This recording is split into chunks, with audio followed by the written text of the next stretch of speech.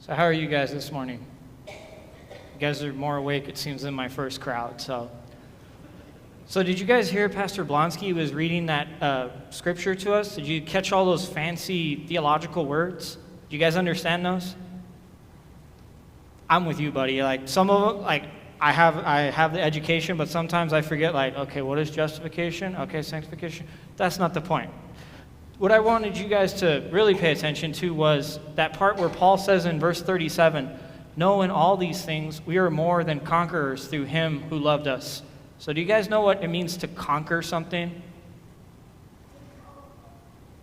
Okay. How about for this, if I don't use conquer, we'll use overcome. Does that sound better for you guys? So I have a question for you guys. Do you guys have any fears? Do you guys mind sharing those with me? All right. You don't know what a fear is. That's an interesting one. Anybody else want to share? All right. Okay, spiders. I'm with you there. Creepy crawlers. Bugs. Okay. Anything else you guys are scared of? So if I tell you guys what I'm scared of, you guys promise not to make fun of me? All right. If I share with you what I'm scared of, do you promise not to make fun of me? Okay. So when I was a kid, I was scared of the dark. Yes, I know. I was scared. Okay, so we're all, yeah. So when I was a kid, I was scared of the dark. I was terrified of the dark. I didn't know what was out there. Even though I knew what was in my room, I didn't know what was out there because I couldn't see anything. I was so terrified that I used to have night lights. And the night lights I had, you could light a room. Like it was almost daylight in the room when I was sleeping. I'd have those fancy night lights. If you've ever seen them, they like project things on the ceiling. Yeah, I had one of those.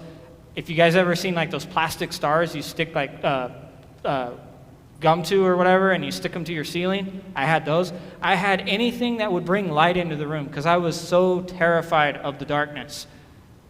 I'll let you in on a little secret. I'm not scared of the dark anymore. I still do have fears, but the dark is not one of them. So you guys shared that some of you are scared of spiders. Some of your friends in the first service, they shared that they're scared of tornadoes. I agree with them. Some are scared of volcanoes. And some are just, they're scared. But you guys, we talk about Jesus, and Paul talks about how things have been overcome for us. All those things that I just talked about, all those fears we have, they've been overcome by Jesus. You guys know when that happened? All right, I'll help you guys out here. Oh, yes. Sorry, I didn't see you back there. Yes, very good. When he died on the cross, he took all of our fears, all those things we worry about, and he took them away. He overcame them for us. Isn't that awesome? So we've been in this sermon series. We're talking about heaven. Have you guys ever thought about heaven? Yeah, it sounds really good, doesn't it? We get small, little bit in the book of Revelation, the last book of the Bible. Kind of gives us a little bit of what heaven's going to be like. But think about this. All these things that we fear in this life, spiders, the darkness, maybe it's volcanoes or tornadoes, all that stuff is going to be no more. Because we're going to be in heaven when we die, and we're going to be with Jesus forever. Doesn't that sound great? So I want you guys to do something.